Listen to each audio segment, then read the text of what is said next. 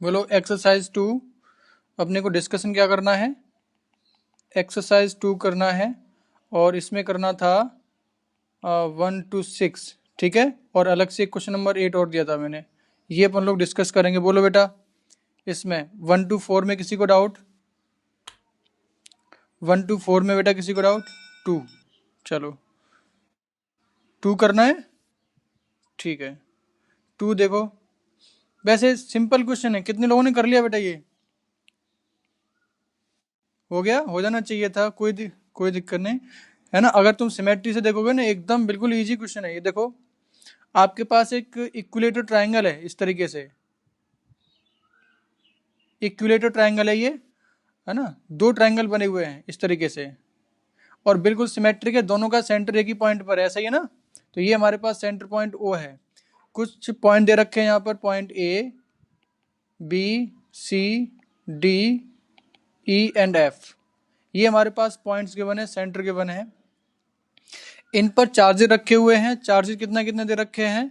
2 माइक्रोकूलम्स। इस पर चार्ज कितना है? 2 माइक्रोकूलम्स।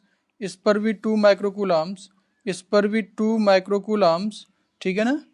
3 टाइम्स प्लस में है और 4 टाइम्स में माइनस में, ठीक है। दिस इज -2 माइक्रोकूलम्स, -2 माइक्रोकूलम्स और -2 माइक्रोकूलम। अब देखो क्वेश्चन के अंदर क्या बोल रहा है कि अगर आपने एक इलेक्ट्रिक चार्ज को, कितना मैग्नीट्यूड है, मान लेते हैं क्यू है, बाद में देख लें कितना ये, ठीक है ना। क्यू है, इसको रखा है, क्यू की वैल्यू भी दे रखी है, ये 2 माइक्रोकूलम की वैल्यू है। इस पॉइंट पर रखते हैं, सेंटर वाले पॉइंट पर रखते हैं। तो बोल रहा है कि इसमें जो फोर्स है वो कितना है? पी के बराबर। तो पी की वैल्यू कितनी होगी? यानी अल्टीमेटली सेंटर पर आपने जो चार्ज रखा है, इस पर नेट फोर्स चाहिए रिमेनिंग फोर जो चार्जेस हैं उनकी वजह से, ठीक है कि नहीं। जो वर्टेक्स पर जो चार्ज रखे हैं उनकी वजह से इस सेंटर वाले चार्ज पर कितना फोर्स आएगा, ये आपको बताना है। तो पहली बात देखो, ये जस्ट एकदम अपोजिट टू ईच अदर है कि नहीं ये बेटा? अगर ये वर्टेक्स आपस में एक दूसरे के अपोजिट है, तो हर एक वर्टेक्स एक दूसरे के अपोजिट होगी कि नहीं होगी? बताओ, सिमेट्री से बोल सकते हो कि नहीं? प्रियांश बताओ, ठीक है। तो हर एक वर्टेक्स, यहाँ पर इन दोनों के बीच में एंगल भी निकाल सकते हो कि नहीं? तो 360 इज डिवाइडेड इन 6 एंगल में डिवाइड है कि नहीं? ए 1 2 3 4 5 एंड 6, ठीक। तो जो थीटा की वैल्यू आएगी, क्या 360 डिवाइडेड बाई 6 कर सकते हैं कि नहीं? यानी 60 डिग्री एंगल होगा इनके बीच में, ठीक है। अब देखो 1 बाई 1 यहाँ पर अपन लोग निकालने वाले हैं, कितना आने वाला है? फोर्स। मान लेते हैं कि एक पेयर की वजह से आपने यहाँ पर 2 माइक्रोकूलम जो भी चार्ज रखा है क्यू, ठीक है, इस वाले पॉइंट पर। अब एक ही वजह से देखो बेटा, एक ही वजह से इस पर जो चार्ज होगा कैसा होगा? क्योंकि आपने ये पॉजिटिव चार्ज रखा हुआ है, तो कैसा फोर्स आएगा इस पर? रिपल्सिव आएगा या अट्रैक्टिव आएगा? बताओ।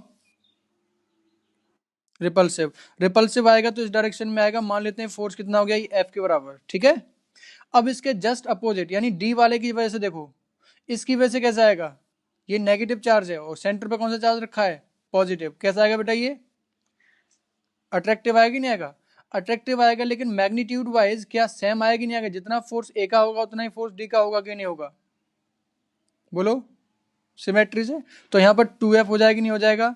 सिमिलरली बी की वजह से देखो, बी की वजह से रिपल्सिव फोर्स इस डायरेक्शन में आएगा, ये हो गया F। और अगर इसके जस्ट अपोजिट ई की वजह से देखता हूं तो इसकी वजह से भी F हो जाएगा। तो ये हमारे पास कितना बन गया? 2F। सिमिलरली F की वजह से देखो, तो F की वजह से नेगेटिव इस डायरेक्शन में, इसके अपोजिट C की वजह से देखेंगे तो 2F इधर आ जाएगा। क्लियर है कि नहीं? यानी हमारे पास सेंटर वाले चार्ज पर 3 फोर्सेस लग रहे हैं। कौन कौन से? देखो, एक फोर्स इधर 2F, ठीक, और एक 60 डिग्री पर यहाँ पर, फिर वापस से 2F और वापस 60 डिग्री पर 2F, ठीक। इन ये भी 60 डिग्री एंगल है और ये भी 60 डिग्री एंगल है, ठीक है। अब देखो, अब अगर मान लेता हूं कि इस वाले का जो रिजल्टेंट देखूं मैं, 2F का, इन दोनों के बीच में एंगल कितना है? 120 डिग्री है कि नहीं बेटा? ये दोनों का इक्वल मैग्नीट्यूड है, तो इसका रिजल्टेंट भी इसी डायरेक्शन में आएगा नहीं आएगा? बोलो, मैंने बताया था कि अगर दो वेक्टर का मैग्नीट्यूड अगर इक्वल है, ठीक है, ए और ए है, तो एकदम बिल्कुल सिमेट्री से इस डायरेक्शन में आ जाते हैं, बिल्कुल बीच में θ/2 पर आ जाते हैं, ठीक है। रिजल्टेंट इसका आता है कि नहीं आता? तो क्योंकि ये बिल्कुल सिमेट्रिक है, 2F तो बिल्कुल सिमेट्रिकली यहाँ पर आ जाएगा। अब इसका मैग्नीट्यूड निकाल सकते हैं। क्या होता है बेटा? बोलो, ए स्क्वायर अगर मैग्नीट्यूड इक्वल है तो A square plus 2 times A square into cos of theta, ठीक है कि नहीं। तो ए स्क्वायर बाहर आ जाएगा, तो कितना आ जाएगा बेटा, A into root of 2 into 1 plus cos theta. तो ये कितना आ जाएगा, इसको अगर मैं सॉल्व करूंगा तो ये अपने पास मिलता है, दो वेक्टर का अगर एंगल थीटा पर है तो डायरेक्टली मैं लिख देता हूँ, ये अपने पास मिल जाएगा 2 times A into cos theta by 2। इतना ही आएगा ना बेटा, ये बोलो। हाफ एंगल आइडेंटिटी से मैंने इसको ब्रेक कर लिया इसको, ठीक है ना, हाफ एंगल आइडेंटिटी से। तो ये हमारे पास रिजल्टेंट आने वाला है। अगर थीटा की वैल्यू में इस वाले केस में कितना एंगल है इन दोनों के बीच में, इस 2f के बीच में, इस 2f के बीच में 120 डिग्री, तो 60/2 कितना हो गया, बोलो 60 डिग्री हो गया कि नहीं, यहाँ पर 120/2 तो 60 डिग्री। तो ये आ जाएगा अपने पास सिंपल ए के बराबर, होगा कि नहीं। यानी ये इन दोनों का रिजल्टेंट जो आने वाला है 2f के बराबर हो गया, तो नेट फोर्स इस डायरेक्शन में कितना हो जाएगा, 4f के बराबर। इतना ही आएगा कि नहीं आएगा, बताओ बेटा। रिजल्टेंट तो कर सकते हो ना तुम लोग। अब f की वैल्यू किसकी वजह से, एक की वजह से। अब एक की वजह से वैल्यू निकाल लो कितनी आ रही है, निकाल सकते हो कि नहीं। हाँ ठीक है, आपको ये डिस्टेंस चाहिए, डिस्टेंस ये सेंटर की डिस्टेंस कितनी होती है सेंटर और सी अपने को पता है, ठीक है ना। वहां से डिस्टेंस निकालना, डिस्टेंस निकाल के एफ निकालना, एफ को मल्टीप्लाई कर देना 4 से, आपके पास आंसर आ जाएगा। चलो नेक्स्ट बेटा, बताओ बेटा।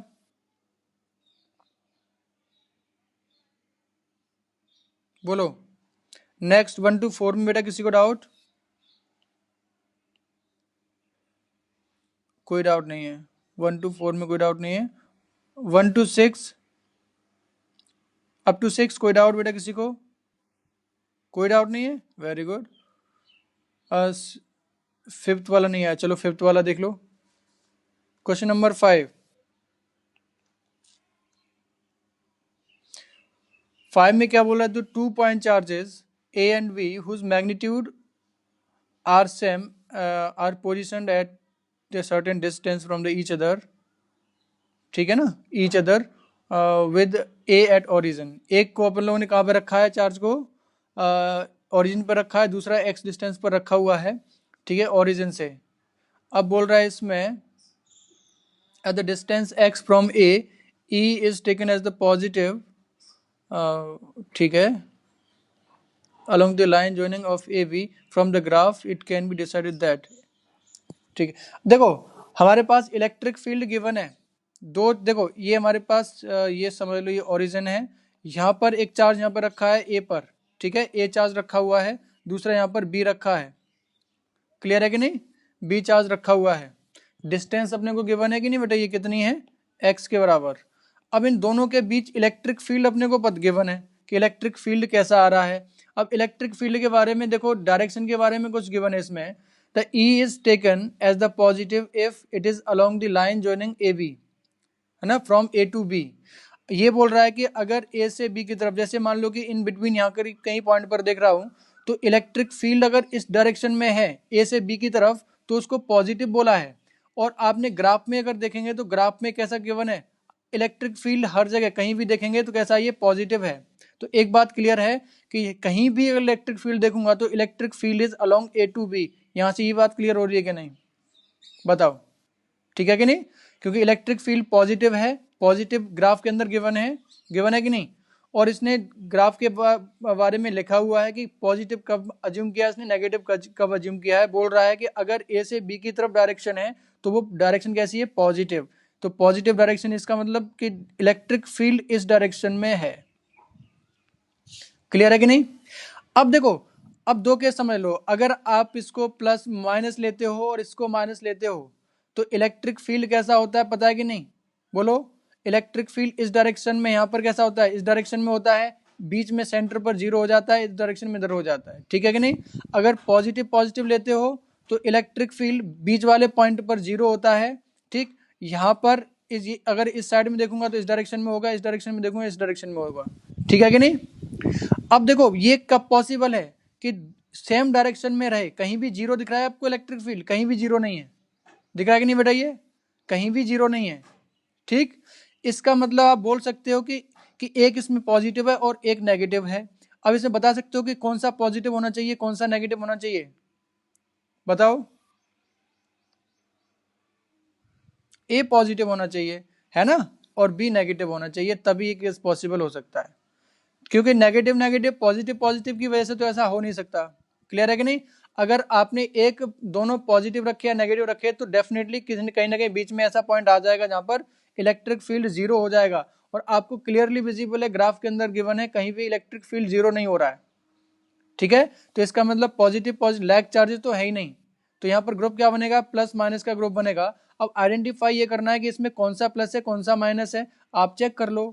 ठीक है कि नहीं? अब जैसे मान लो कि कैसे करेंगे चेक, देखो जैसे अगर आपने प्लस यहाँ रखा माइनस यहाँ पे रखा, तो इन बिटवीन जो इलेक्ट्रिक फील्ड आएगा, देखो इसकी वजह से भी इस डायरेक्शन में, इसकी वजह से भी इस डायरेक्शन में, तो ऑलवेज इन बिटवीन जो चार्ज जो फील्ड आएगा वो प्लस से माइनस की तरफ आता है, और प्लस से माइनस की तरफ गिवन भी है। इसका मतलब ए पॉजिटिव है और बी नेगेटिव है। ये बात क्लियर हुई कि नहीं बेटा, बताओ। ठीक है, और बोलो बेटा इसमें कोई डाउट किसी को? क्वेश्चन नंबर 8, ये कितने बच्चों ने कर लिया? ये इंटरेस्टिंग क्वेश्चन है, ये वेरी गुड, हो गया, वेरी गुड। इसमें कुछ बच्चों को डाउट पता क्या हो गया होगा कि इसमें कोई कर्व गिवन है, कर्व के अलोंग अपन अब समझ में नहीं आ रहा कैसे लेंगे इसको। मुझे लगता है पॉसिबली यही डाउट रहा होगा किसी का, है ना? तो देखो, हाँ, लेकिन ये बस आपको बस फंसाने के लिए है, इसका कोई सिग्निफिकेंस नहीं है। कोई बता सकता है कि इसका कोई कोई कारण है क्या इसका? बताओ। हाँ exactly, work done by conservative force does not depend on path, path पे डिपेंड नहीं करता है। ठीक है कि नहीं? ये भी बात है, लेकिन इसमें पाथ पे डिपेंड नहीं करता है। लेकिन इसमें एक और चीज आपको देखनी होगी बेटा, देखो इसके अंदर क्या गिवन है कि आपके पास एक इनफाइनाइट चार्ज गिवन है इस तरीके से। ठीक है कि नहीं? यूनिफॉर्मली चार्ज एक इनफाइनाइट वायर है, इसकी linear charge density plus lambda के बराबर गिवन है अपने को। अब यहां से एक पॉइंट गिवन है, ये वाला पॉइंट, ठीक, ए डिस्टेंस पर है ये। ठीक, अब यहां से ये पॉइंट ए है, एक पॉइंट यहां पर है सी पॉइंट, ठीक, और इसके जस्ट यहां पर एक पॉइंट अपने को गिवन है बी पॉइंट। ठीक है, और ये डिस्टेंस भी गिवन है, ये डिस्टेंस है ए के बराबर। अब देखो इलेक्ट्रिक फील्ड जो होता है, ठीक, इलेक्ट्रिक फील्ड यूनिफॉर्म वायर की वजह से कैसा होता है बेटा, बताओ? इसके नॉर्मल डायरेक्शन में होगा कि नहीं होगा, बताओ? तो यहां पर जो इलेक्ट्रिक फील्ड होगा एवरीवेयर, कुछ इस तरीके से इलेक्ट्रिक फील्ड होगा कि नहीं, बताओ? इस प्लेन के अंदर, इस प्लेन के अंदर इस तरीके से होगा कि नहीं होगा, बताओ? ठीक है, अब देखो, अब आपको पता है कि इसमें अगर मैं देखूं इलेक्ट्रिक फील्ड जो भी आपके पास डिस्प्लेसमेंट आ रहा है, इसके दो कंपोनेंट हो सकते हैं कि नहीं? एक कंपोनेंट ये बनेगा, ठीक, एक कंपोनेंट ये बनेगा। अब बताओ, इसको चाहे इस पाथ के थ्रू लेकर के आओ चार्ज को, या फिर इसके थ्रू लेकर के आओ, इस पर डिपेंड करेगा क्या? नहीं करेगा ना, नहीं करेगा ऑब्वियसली। तो वर्क डन देखो यहां से सी से आप इस वाले पाथ के थ्रू लेके आओ चाहे इस पाथ के थ्रू लेके आओ, इस पर डिपेंड नहीं करता है, तो हम क्यों ना ये वाला पाथ सेलेक्ट कर लें। समझ में आएगी नहीं? अब इसमें होगा क्या, देखो work done by electrostatic force, यहां से सी से बी तक जाने में वर्क डन कितना हो जाएगा, बताओ? सी से बी तक जाने में डायरेक्टली दिख रहा है अपने को, ये कितना होना चाहिए, बोलो? जीरो, एब्सोल्युटली जीरो, है ना? क्योंकि देखो किसी भी पॉइंट पर जो फोर्स लगेगा वो डिस्प्लेसमेंट के परपेंडिकुलर डायरेक्शन में होगा ऑलवेज। ठीक है कि नहीं? Force is perpendicular to the displacement, इसका मतलब सी से लेकर के बी तक वर्क डन तो ऑलरेडी जीरो हो गया। ठीक है ना? C to B is zero, यानी कि अब आपको चाहिए वर्क डन फ्रॉम कहां से कहां तक चाहिए, बोलो? बी से ए तक जाने में चाहिए वर्क डन। हाँ, अब देखो V से A डायरेक्टली आप नहीं निकाल सकते, क्योंकि यहां पर अलग अलग पॉइंट पर जैसे यहां पर यहां तक लेकर के आएंगे, डिफरेंट पॉइंट पर इलेक्ट्रिक फील्ड की स्ट्रेंथ अलग अलग होगी कि नहीं होगी, बताओ? ठीक है ना? किसी भी इनफाइनाइट वायर की वजह से अगर r डिस्टेंस पर मैं देखता हूं तो इलेक्ट्रिक फील्ड कितना होता है बेटा, 2k लैम्डा अपॉन r, यानी ये r पर डिपेंड करता है। अगर इलेक्ट्रिक फील्ड बदल रहा है तो फोर्स बदल रहा है। ठीक है ना? फोर्स बदल रहा है तो वर्क डन अलग अलग आएगा, आपको इंटीग्रेट करना पड़ेगा। क्लियर है कि नहीं, बोलो? ठीक है, अब यहां से इसको कर लो। तो मान लेते हैं किसी इंस्टेंट पर यहां से अपन लोग x डिस्टेंस पर गए, ठीक, अब यहां से छोटे से डिस्प्लेसमेंट dx के लिए देख लो कितना आ रहा है वर्क डन। ठीक है। अब देखो इलेक्ट्रिक फील्ड यहाँ पर किधर होगा, इसमें अगर जैसे मैंने इस वाले पॉइंट की बात कर रहा हूँ, इस वाले पॉइंट की बात, इलेक्ट्रिक फील्ड इस डायरेक्शन में, तो फोर्स कैसा लगेगा इस पर, कैसा कैसा चार्ज रखा है बेटा आपने इसे, पॉजिटिव है नेगेटिव है, मूविंग द चार्ज इनफाइनाइट, अच्छा क्यू चार्ज है, ठीक है।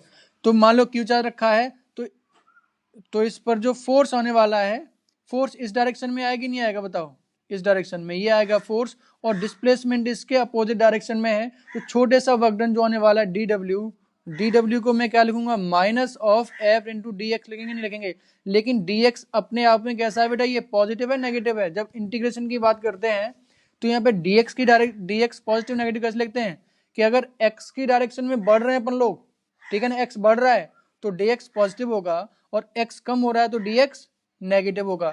और ये नेगेटिव किस लिए आया है बेटा, ये नेगेटिव इसलिए है क्योंकि फोर्स और डिस्प्लेसमेंट दोनों अपोजिट डायरेक्शन में है, ठीक। तो हमारे पास जो dw आया वो कितना आ जाएगा बेटा, यहाँ से f इंटू डी एक्स के बराबर, f की वैल्यू सब्स्टिट्यूट कर दो q इंटू ई, और e की वैल्यू कितनी हो जाएगी, x डिस्टेंस पर 2k लैम्डा अपॉन x, होगी कि नहीं होगी, इंटू dx। क्लियर है कि नहीं बेटा। अब इसको इंटीग्रेट कर सकते हो कि नहीं, अब इसको इंटीग्रेट कर लो, कर पाओगे नहीं कर पाओगे बताओ, तो दिख रहा है कि ये लॉग में आ जाएगा, ये दिख रहा है कि नहीं, यहाँ पे जो कांस्टेंट है उसको बाहर ले लो, 2k lambda into Q integration 1 by x into, sorry 1 by x, sorry उल्टा कर दिया मैंने, 1 by x into d x. Limit बताओ एक्स की कहां से कहां तक रखोगे, एक्स कहां से कहां तक वेरी करेगा, इनिशियली कहां पर था, बी पर था, बी से ए की तरफ आ रहे हैं, हाँ एग्जैक्टली, फ्रॉम टू ए, ठीक है कि नहीं। हम लोग डिस्प्लेसमेंट इस डायरेक्शन में ले रहे हैं, कहां से कहां जा रहे हैं, बी से ए की तरफ, तो x जब b पर था तो कितना था डिस्प्लेसमेंट इसका, x की वैल्यू 2a के बराबर, जब a पर आ जाएगा तो a, इसको सॉल्व कर सकते हो कि नहीं, this is the work done from b to a, ठीक है, ये वर्क डन आ जाएगा, कर लेना इसको, ठीक। और कोई डाउट बेटा किसी को, और तो बाकी हो गया इसमें, हाँ बोलो। हम्म,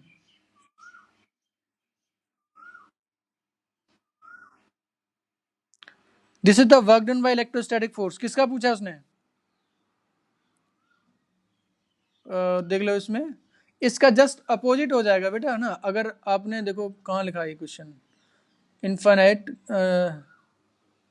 for infinite along this one the work done required, work done required है आपको, वर्क डन करना है, ठीक है ना, work done by external force लिखना है, ठीक है ना। तो देखो ये जो वर्क डन आएगा, this is the work done by electrostatic force, ठीक है ना। आपको चाहिए external, external work done is equal to कितना होता है बेटा, minus of work done by electrostatic force, ठीक है। और ये कब होता है, जब डेल्टा के इक्वल टू कितना रखना है अपने को, जीरो, तो यहाँ पर बाय डिफॉल्ट डेल्टा के यहाँ पर जीरो है, ठीक है ना, तो माइनस कर देना बाद में,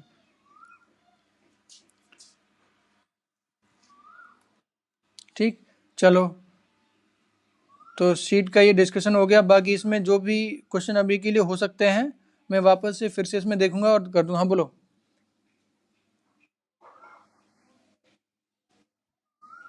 हम्म, हम्म, किस पोटेंशियल के लिए, हम्म, उसमें क्या दिक्कत है, उसको इंडिकेट कर लो, आपको देखो दो पॉइंट पता होना चाहिए, देखो जैसे आपके पास फॉर एग्जांपल आपने फॉर्म लिख लिया डी बी इक्वल टू कितना है, ई डॉट डी आर, है ना, डिपेंडिंग अपॉन दी वेक्टर जो भी क्वांटिटी आएगी, मान लिया कि आपने एक्स डायरेक्शन में, तो ये आपके पास ई इंटू डी एक्स हो गया फॉर एग्जाम्पल, ठीक है कि नहीं।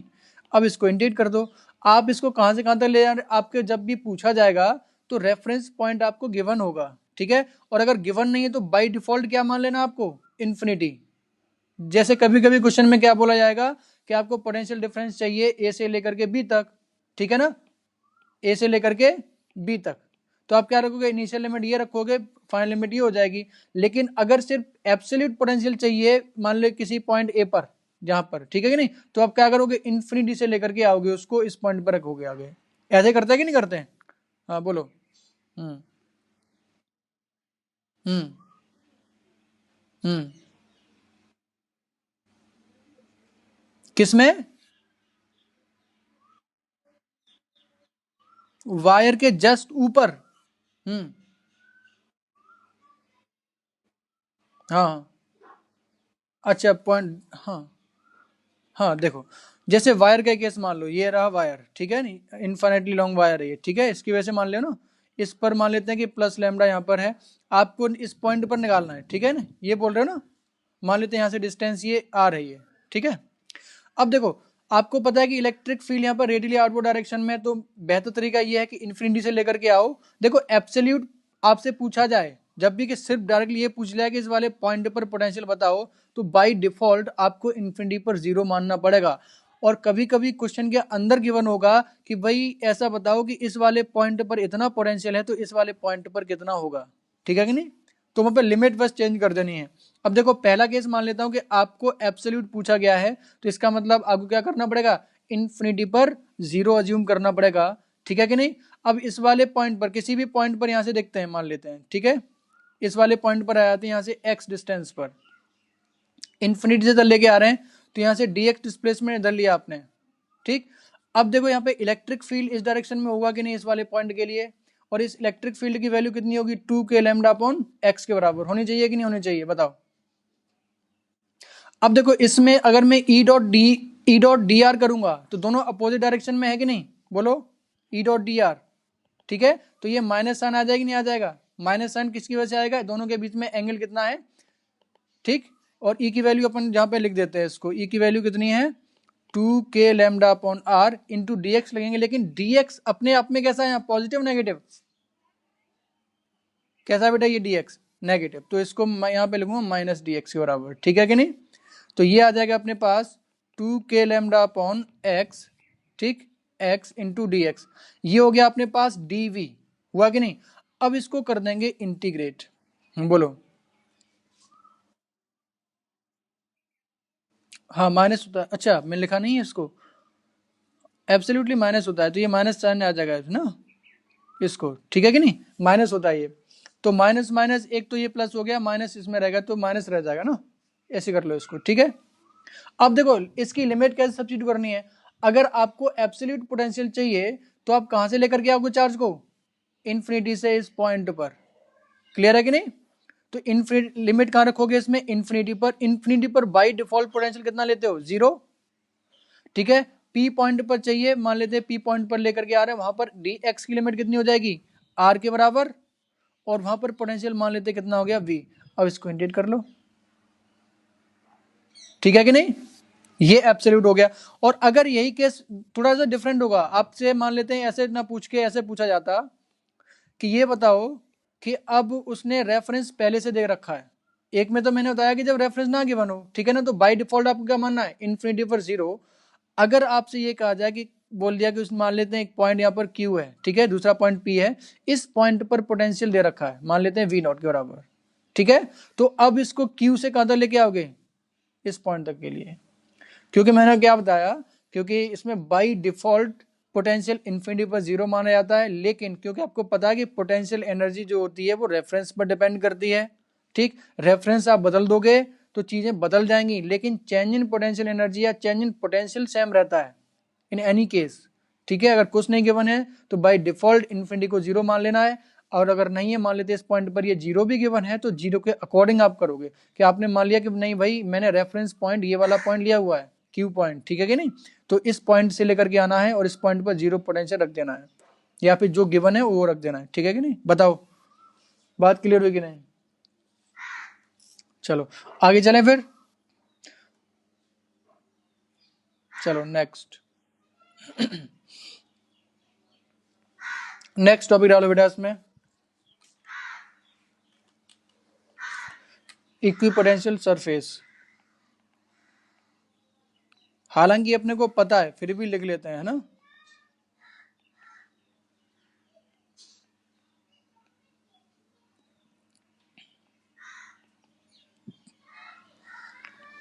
इक्विपोटेंशियल सरफेस के बारे में पता है कि नहीं, क्या होती है इक्विपोटेंशियल सरफेस, ये पहले भी बता चुका हूं तुम लोगों को मैं, और इसके बारे में कुछ इंपॉर्टेंट चीजें भी बता चुका हूं। बताओ कौन बताएगा बेटा इसको,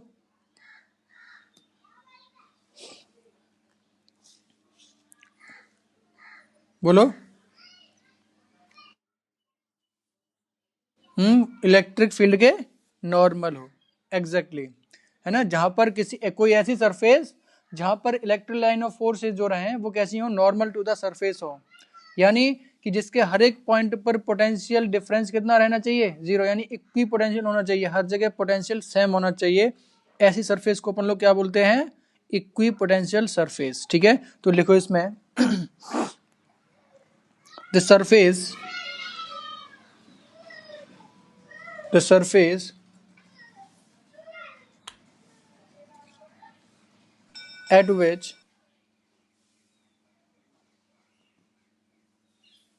at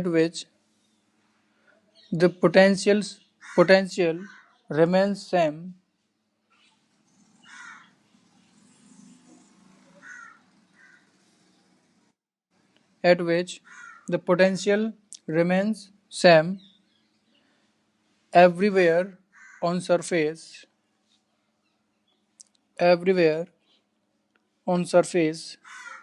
is called equipotential surface।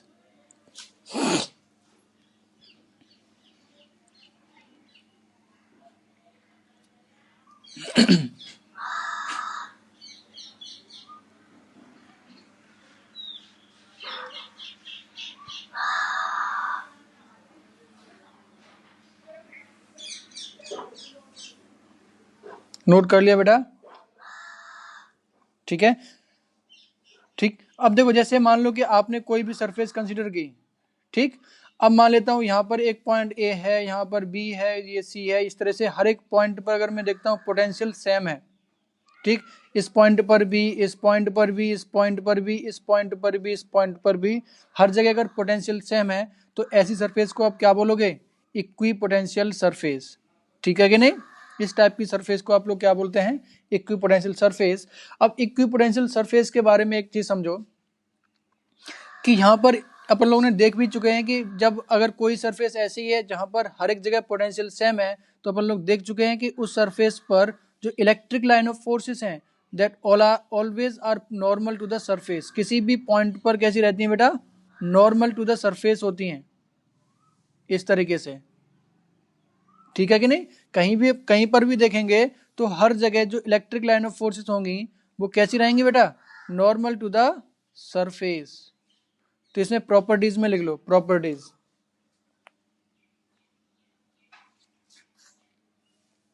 First लिखो इसमें,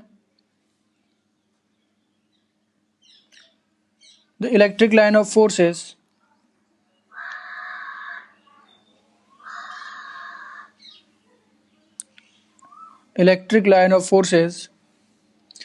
on equipotential surface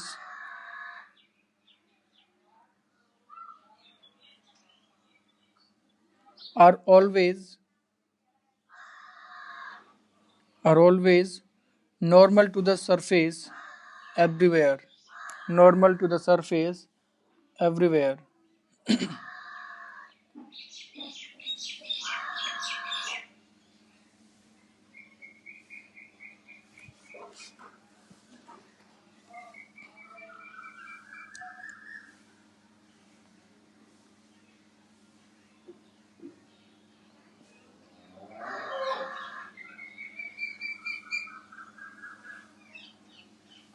नोट कर लिया बेटा?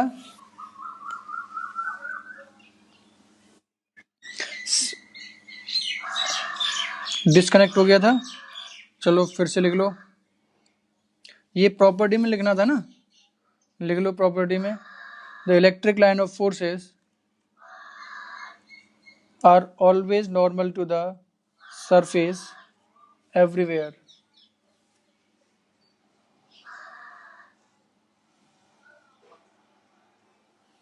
ठीक है, सेकंड प्रॉपर्टी लिखो,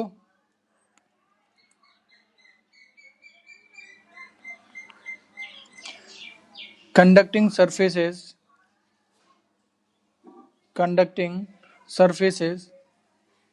are always equipotential। Conducting surfaces are always equipotential।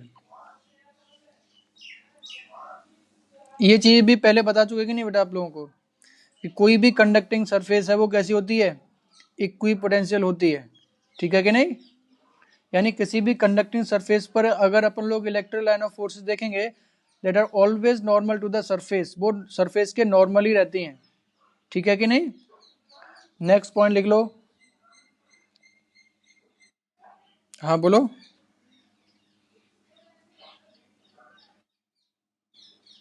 Explanation पहले मैंने दी नहीं है तुम लोगों को, बोलो। तब तुमने इसको ज्वाइन नहीं किया है।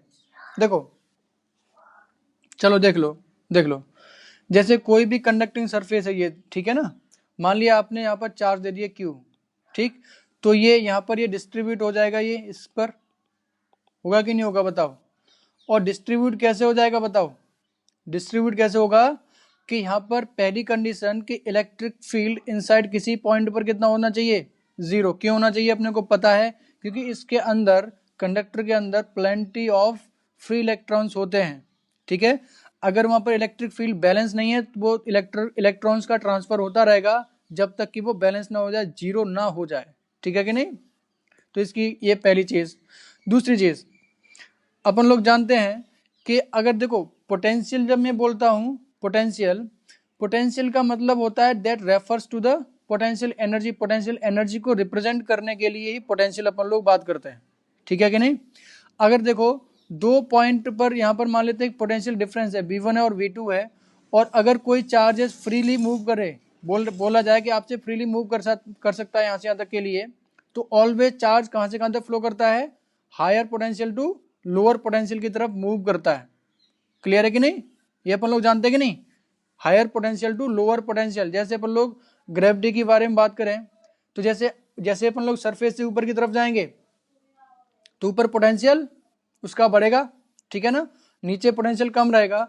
तो अगर मैं इसको रिलीज कर दूंगा तो बाय डिफॉल्ट वो लोअर पोटेंशियल पर आने की कोशिश करेगा, ठीक है कि नहीं? और अगर इक्वी पोटेंशियल है तो चार्ज कहीं से कहीं जाने की कोशिश नहीं करेगा, कहीं भी जाने की कोशिश नहीं करेगा।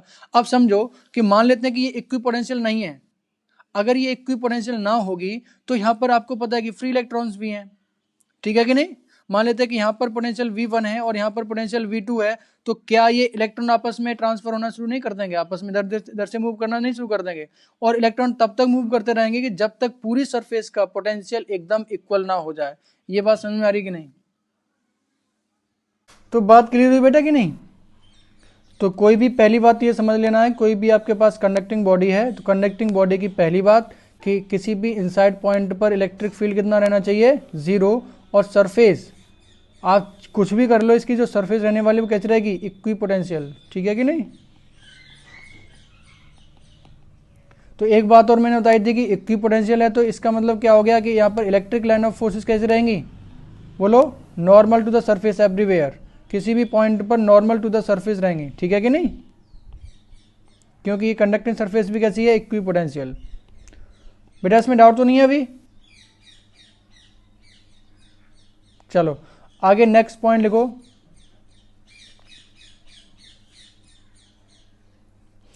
नेक्स्ट पॉइंट लिखो। देखो अभी मान लेते हैं कि आपके पास ये जो सरफेस है वो इक्वी पोटेंशियल है, ठीक है। मान लेते हैं कि यहाँ पर पॉइंट ए है, यहाँ पर पॉइंट बी है, दो डिफरेंट पॉइंट है on the equi potential surface. अगर किसी चार्ज को पॉइंट ए से बी पॉइंट पर लेकर के जाऊंगा तो work done by electrostatic force कितना करेगा? बताओ मुझे, कौन बताएगा? Work done by electrostatic force कितना होगा? बोलो। 0, एब्सोल्युटली, ठीक है कि नहीं? अगर आप इक्वी पोटेंशियल सरफेस पर अगर चार्ज को मूव करवाओगे तो work done by electrostatic force कितना हो जाएगा? 0। या ये मैं कहूं कि work done by external agent against electrostatic force is always 0 अगर मूव करवाऊंगा on equi potential surface one point two another point. तो लिख लो इस पॉइंट को। 0 क्यों होगा? क्योंकि पोटेंशियल डिफरेंस 0 हो गया, ठीक है ना। अगर पोटेंशियल डिफरेंस 0 हो गया इसका मतलब पोटेंशियल एनर्जी भी 0 होगी, पोटेंशियल एनर्जी चेंज नहीं हो रही, इसका मतलब work done by electrostatic forces 0। क्योंकि ये work done by electrostatic force अपन लोगों ने कैसे देखा था? बोलो, याद है कि नहीं? Work done by electrostatic force, बोलो, माइनस ऑफ पोटेंशियल एनर्जी यानी V final minus V initial. अगर जब तक पोटेंशियल डिफरेंस नहीं है, पोटेंशियल डिफरेंस अगर जीरो हो गया, इसका मतलब work done by electrostatic force कितना हो जाएगा, जीरो। ठीक है ना, तो लिख लो इसमें work done by electrostatic force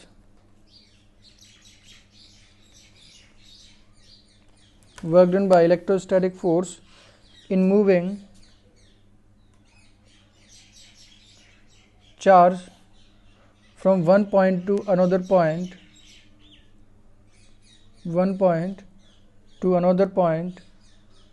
on equipotential surface is always zero। अब क्यों जीरो होता है इसका कारण भी लिख लो। Work done by electrostatic force अपने को पता है एक पॉइंट से दूसरे पॉइंट तक जाने के लिए क्या होता है, minus Q of final potential minus initial potential.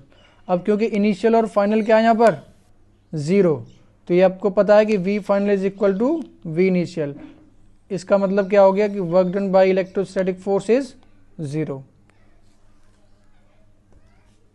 देखो अभी क्या नाम है, मोह क्या नाम था उसका, अभय ने मुझे डाउट पूछा कंडक्टर के बारे में, ठीक है, कि ये इक्विपोटेंशियल क्यों होते हैं। देखो कुछ चीज़ें अगर मैं लिखवाना भूल जाता हूँ, मैं एक्सप्लेन कर देता हूँ, तो इसको अपने वर्ड्स में लिख लिया करो वहाँ पर, है ना, चाहे अभी ना लिख पाया करो ड्यूरिंग द क्लास, तो लेकिन तो बाद में स्पेस छोड़ दिया करो कि ध्यान रखना कि ये इंपॉर्टेंट चीज़ है, मैं भूल गया हूँ तो आगे भी भूल सकता हूँ, ठीक है ना। तो कुछ ऐसी इंपॉर्टेंट चीज़ जो मैं नहीं लिख पाता हूँ मैं बता देता हूँ, सिर्फ जो नहीं पता है जिस बच्चे को वो वहाँ पर सिंपली लिख लिया करे अपने वर्ड्स में, ठीक है ना।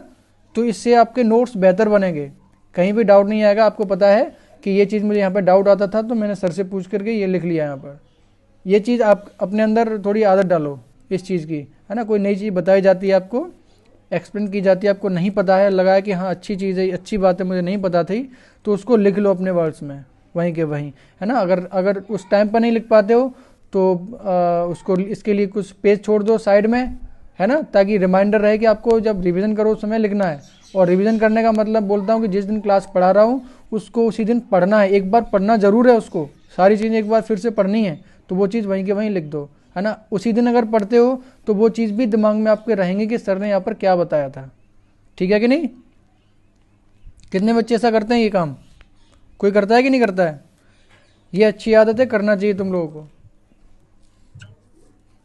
चलो अभी क्या बोल रहे थे, इक्विपोटेंशियल के बारे में बात कर रहे थे, ठीक है ना। चलो तो इसमें और कुछ चीज़ देखो, अब कुछ पोटेंशियल इक्विपोटेंशियल सरफेस ड्रॉ करने की बात करते हैं, ठीक है ना। तो देखो अगर इक्विपोटेंशियल सरफेस ड्रॉ करनी है, इक्विपोटेंशियल सरफेस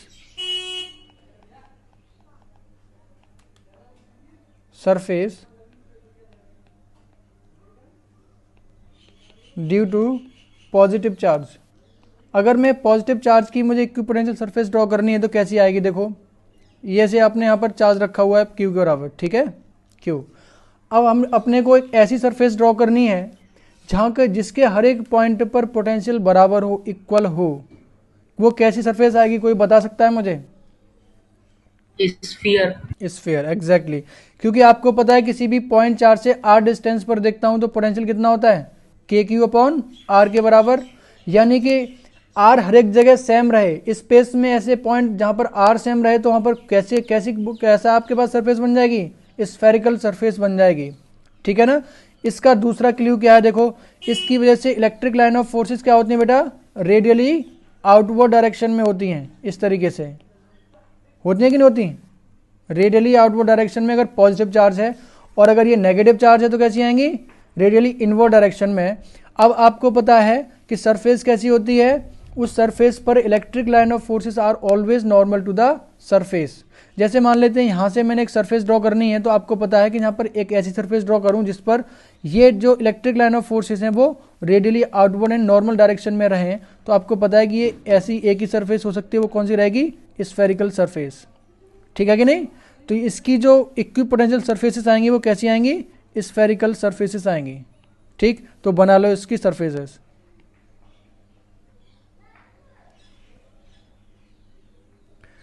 इर्रेगुलर के बारे में बात ही नहीं करेगा, कोई नहीं पूछेगा, है ना।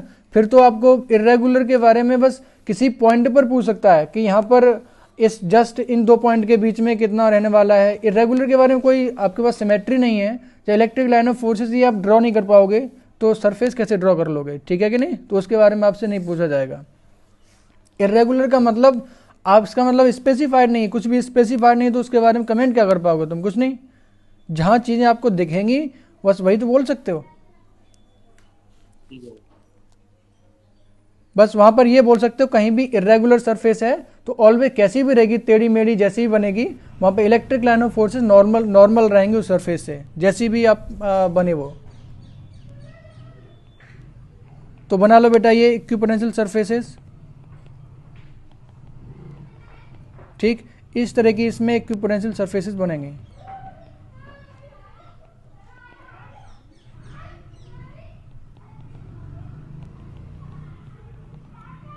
ठीक है ना। तो इस केस में बोल सकते हैं equipotential surfaces are spherical.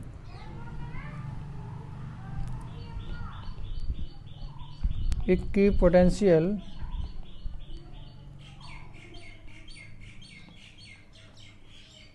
Surfaces are spherical.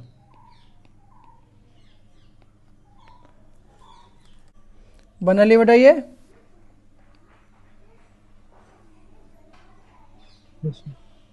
Draw कर लिया। Yes sir. चलो नेक्स्ट। अब इक्विपोटेंशियल सरफेस ड्रॉ करो due to the uniformly charged long wire. ठीक है ना, लॉन्ग वायर की वजह से बताओ।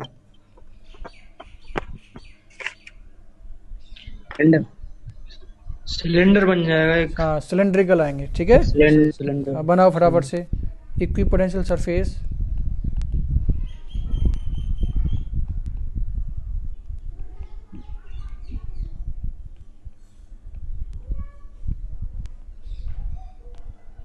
Due to uniformly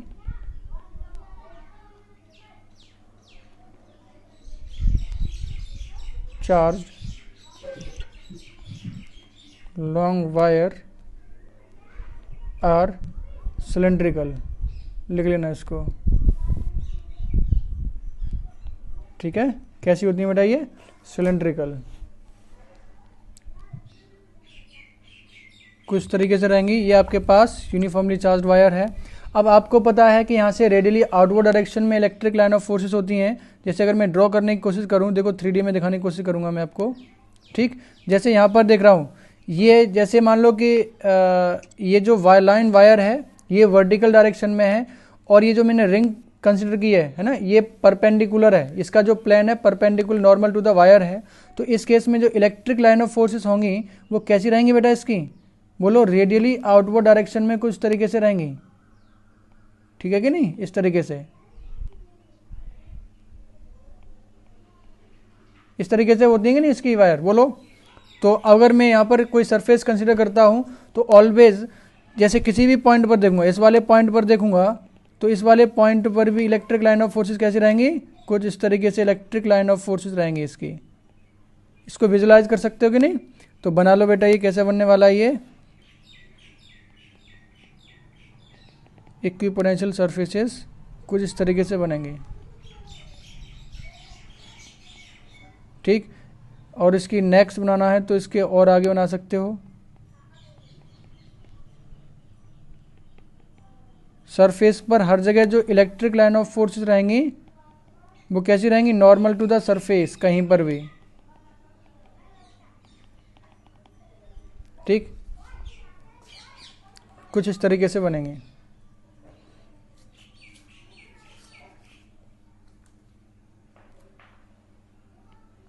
electric line of forces को भी बना लेना ताकि ये चीज़ समझ में आ जाए आपको, है।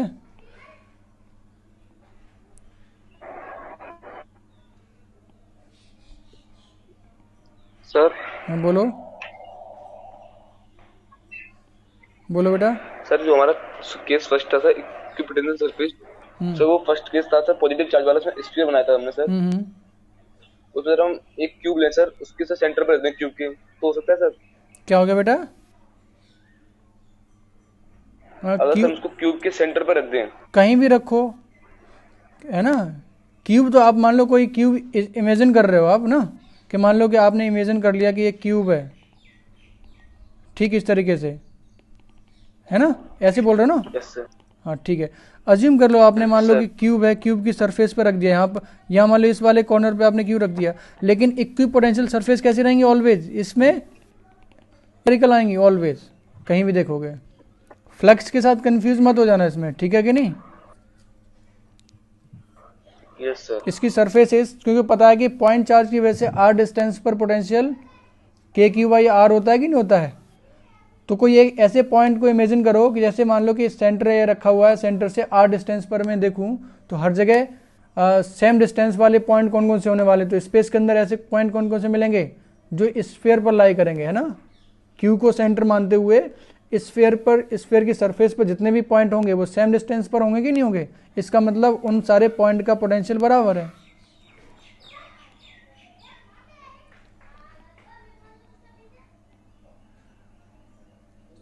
बना ले बेटा ये,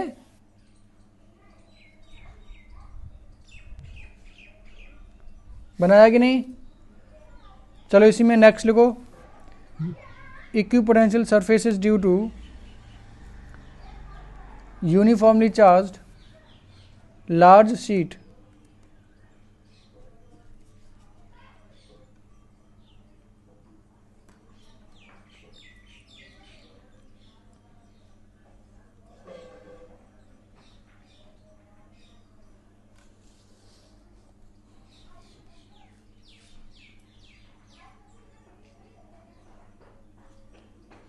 बनाओ, कैसी आएंगी लार्ज शीट की वजह से? लार्ज शीट ही आएंगी। हाँ ठीक है ना, यानी एकदम पैरेलल शीट्स बनती चली जाएंगी उसकी वजह से, है ना? शीट के पैरेलल शीट बनेंगी, प्लेन ऐसे बनेंगे, उसके पैरेलली प्लेन बनते चले जाएंगे।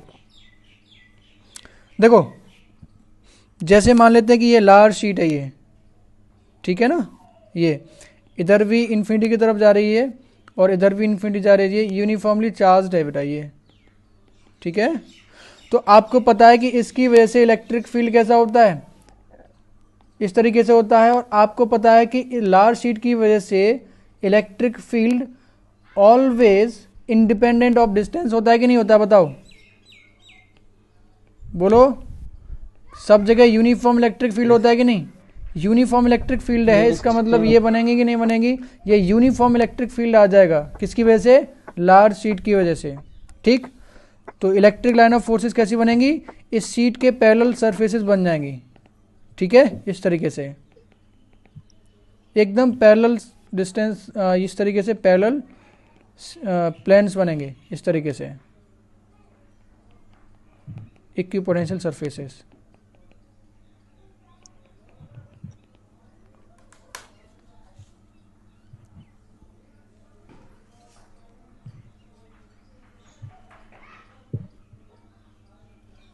ठीक है ना? तो दीज इक्विपोटेंशियल सरफेसेस आ कैसी यहाँ पर लिख लेना इसको, equipotential surfaces are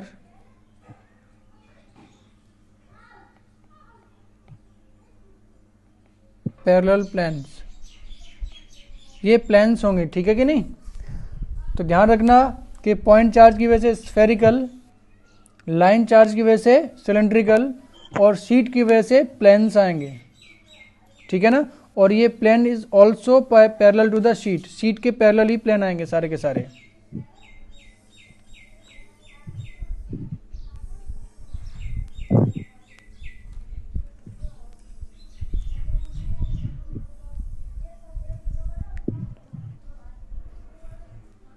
note कर लिया बेटा? चलो अब इस पर इक्विपोटेंशियल पर एक क्वेश्चन कर लेते हैं ना। आज पोटेंशियल एनर्जी तो नहीं हो पाएगी, मैं सोच रहा था कि पोटेंशियल एनर्जी शुरू कर देंगे। क्वेश्चन करो, इसमें एग्जाम्पल लिखो।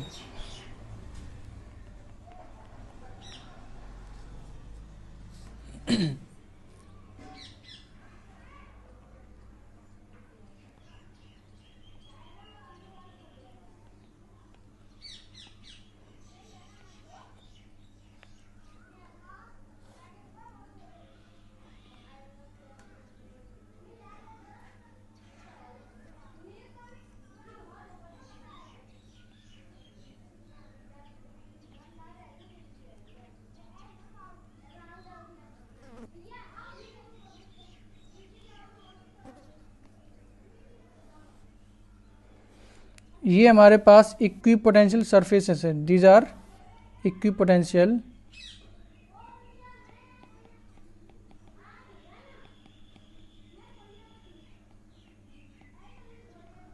सरफेसेस, ठीक है।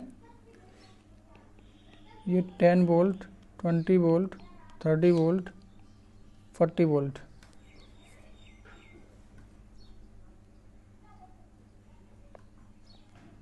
ये 5, ये 10, ये 15, ये 20।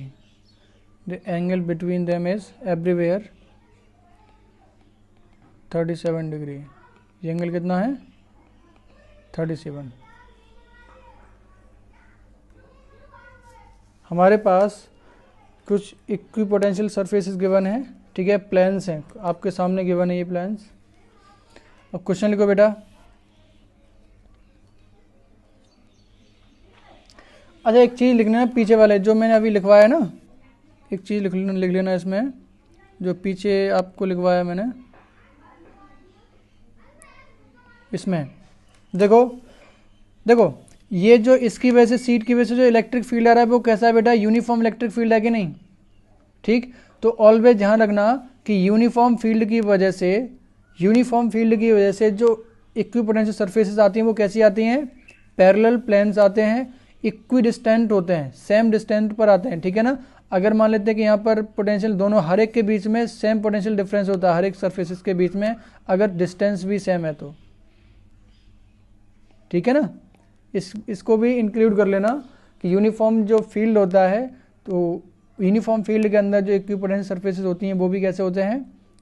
पैरेलल प्लेन्स होते हैं। करो क्वेश्चन को अभी। Find the electric field in the region. हमारे पास इक्विपोटेंशियल सरफेसेस गिवन है, तो आपको बताना है कि इसमें इलेक्ट्रिक फील्ड कैसा होगा, कितना होगा। किसी का आंसर आया बेटा? Electric field 8/5 I cap plus 6/5 J। एक मिनट। इलेक्ट्रिक फील्ड आ रहा है 8/5 I cap 6/5 J cap। 6/5 J cap, ये आ रहा ना? बोलो।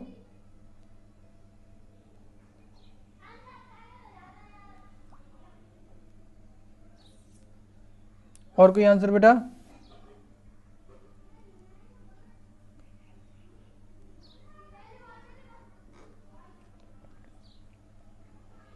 और कोई आंसर? किसी का आंसर आया बेटा?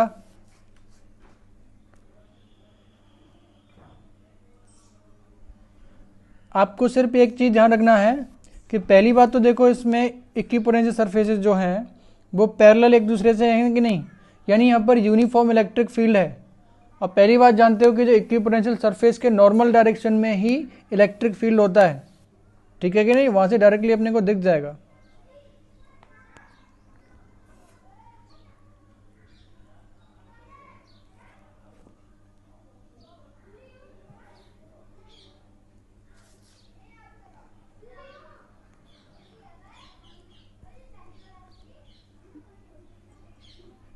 सर 10/3 I के J cap और जो आंसर आ रहा है 10/3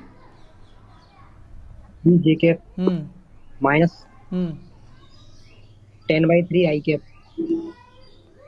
10/3 I cap। अच्छा ये J cap है?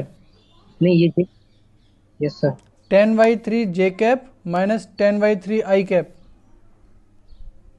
Yes sir. अच्छा दोनों कंपोनेंट इक्वल आएंगे? Yes sir. देखो चेक करो, इक्वल तो नहीं आएंगे। और किसी का आंसर बेटा? मोहक, ये वैल्यू तो तुम्हारी ठीक है मोहक, चेक करो प्लस माइनस में कुछ गड़बड़ कर रहे हो तुम। हाँ बोलो बेटा। आई कैप मोहक का सर, माइक होगा आई कैप वाला है? मोहक का सही है सर, आई कैप होगा बस माइनस। हाँ एग्जैक्टली।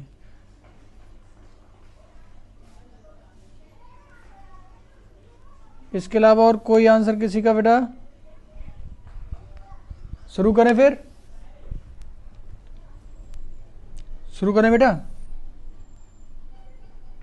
बोलो। चलो शुरू करते हैं। देखो पहली बात तो हमें ये पता है कि आपको अगर इक्विपोटेंशियल सरफेसेस गिवन है तो आपको पता है कि ऑलवेज, क्योंकि ये पैरेलल हैं, तो इसमें देखो एक अगर मैं नॉर्मल इस तरीके से ड्रॉ करूं तो इसका नॉर्मल कुछ तरीके से आएगा कि नहीं आएगा, बताओ, ठीक है कि नहीं। नॉर्मल मैंने ड्रॉ किया अभी, तो क्या पता है आपको कि इस नॉर्मल डायरेक्शन में ही इलेक्ट्रिक फील्ड होगा। ऐसा मैं क्यों बोल रहा हूं, मैंने ये नॉर्मल ड्रॉ किया है इन सरफेसेस के, ठीक है कि नहीं। यहाँ पर एंगल कितना होने का, ये 90 डिग्रीज, ठीक है। तो आपको पता है कि इस नॉर्मल के अलोंग ही इलेक्ट्रिक फील्ड होगा। अब ये मुझे बताओ कि अलोंग में किस डायरेक्शन में इलेक्ट्रिक फील्ड होगा। डायरेक्शन को जरा सोचो, डायरेक्शन किधर होगी, बोलो। डायरेक्शन इसकी इधर भी हो सकती है इलेक्ट्रिक फील्ड की और इधर भी हो सकती है। अब मुझे बताओ डायरेक्शन में किधर लूं, डायरेक्शन 1, ये 1 लूं या 1 2 लूं, 1, क्यों लूं 1?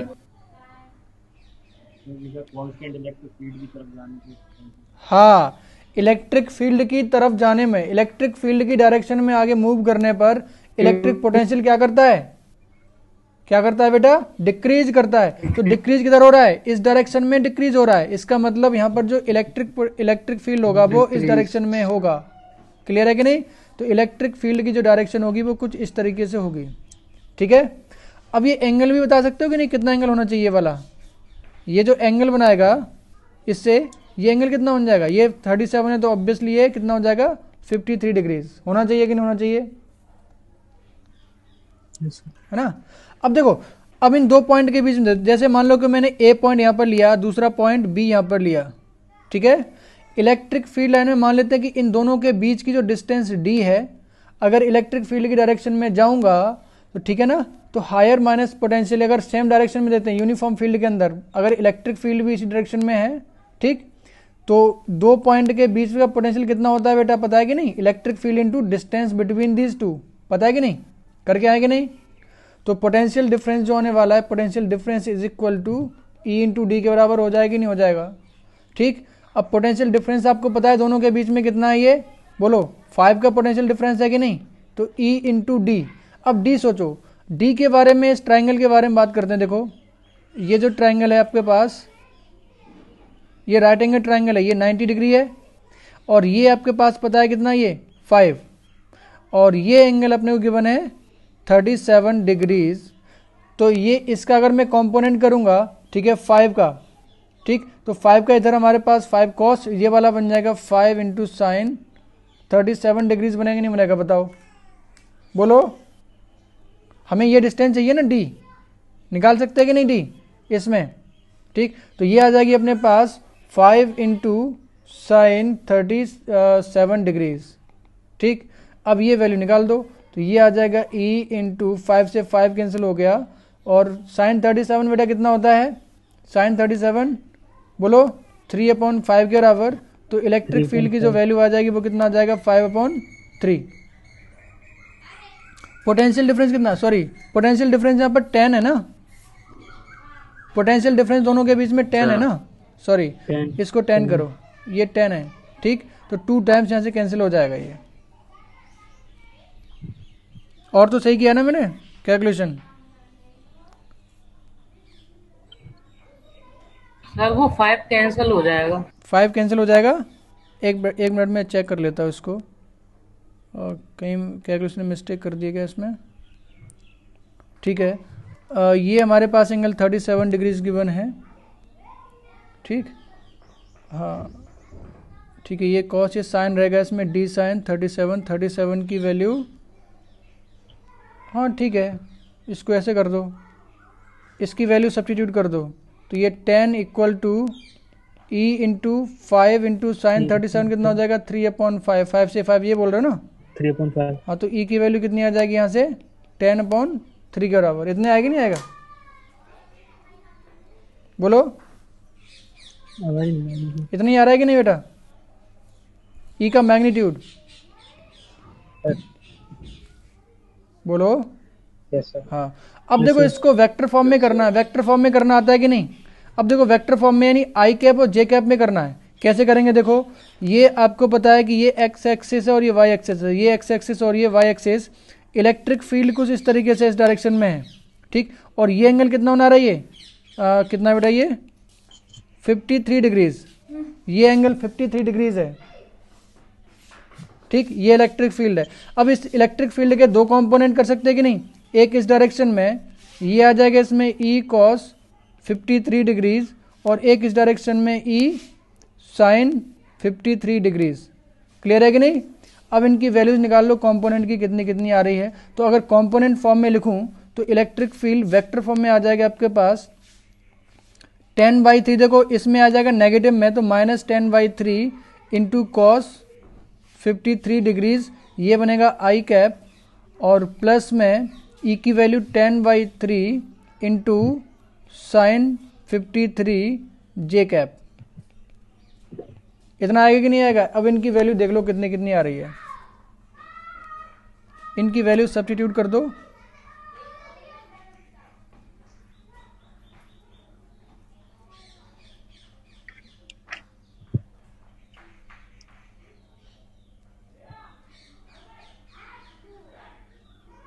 -2/3 आई कैप प्लस 8/3। चलो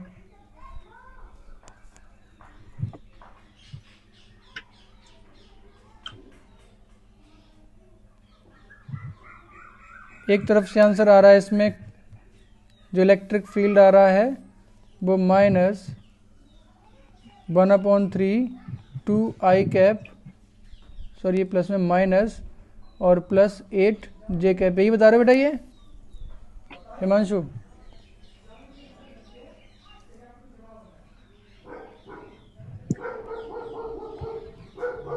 अच्छा 2/3 8/3 अलग है ना। अच्छा ठीक है 8/3। अच्छा ठीक है ठीक है। तो ये बता रहा है आंसर कुछ इस तरीके से। चेक करो बेटा ये आंसर आ रहा है कि नहीं। -2 आई कैप प्लस 8/3 जे कैप, यस सर। ये आ रहा है।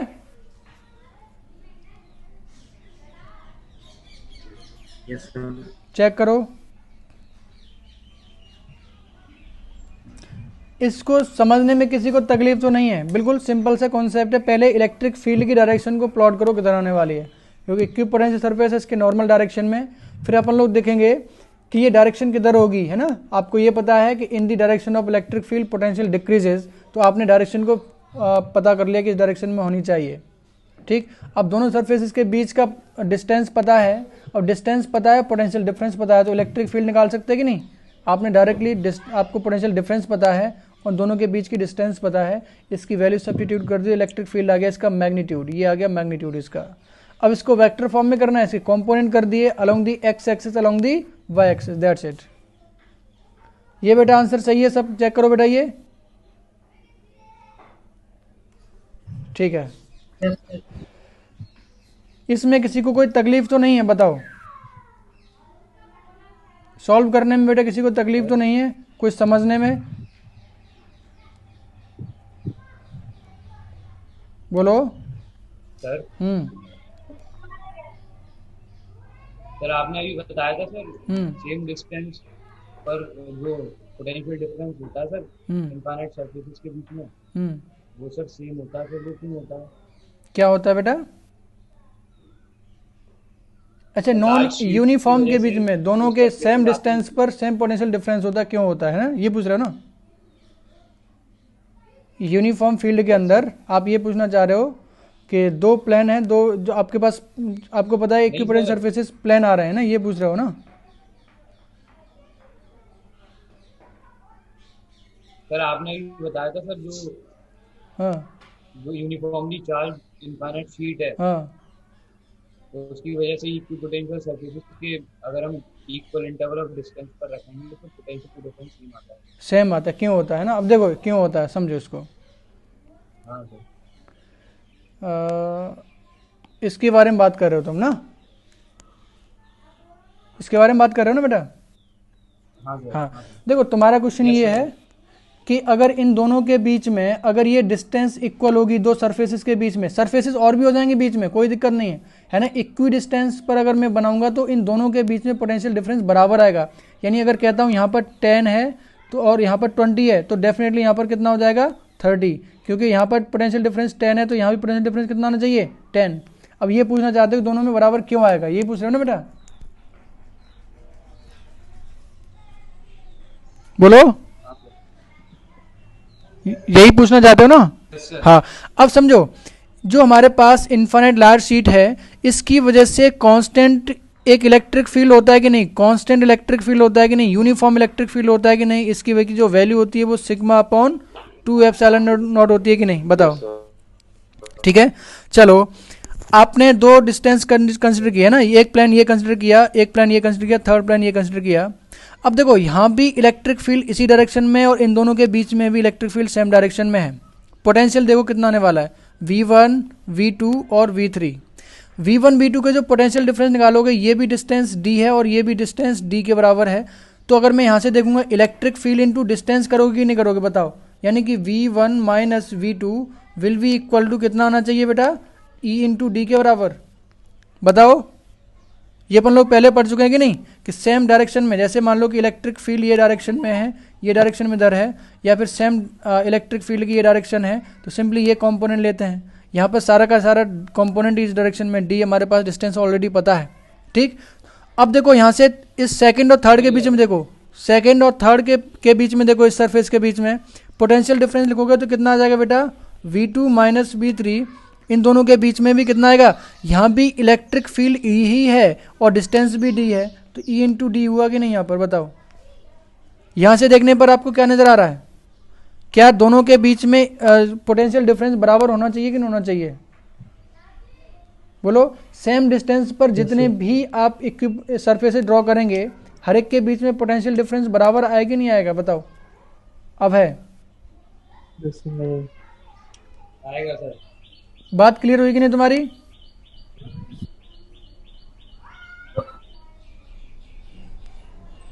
ठीक है, ठीक, तो आज के लिए बेटा क्लास को यहीं पर क्लोज करते हैं। ठीक, और होमवर्क के लिए मैं शीट में क्वेश्चन देख लेता हूँ, अगर कुछ सही से क्वेश्चन रहेंगे तो मैं बताऊंगा, ठीक है ना।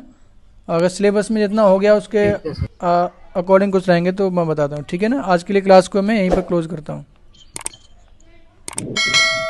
ठीक, रिवीजन करते रहना बेटा, ठीक है ना। नमस्ते बेटा, नमस्ते बेटा, नमस्ते, नमस्ते बेटे, नमस्ते बेटा।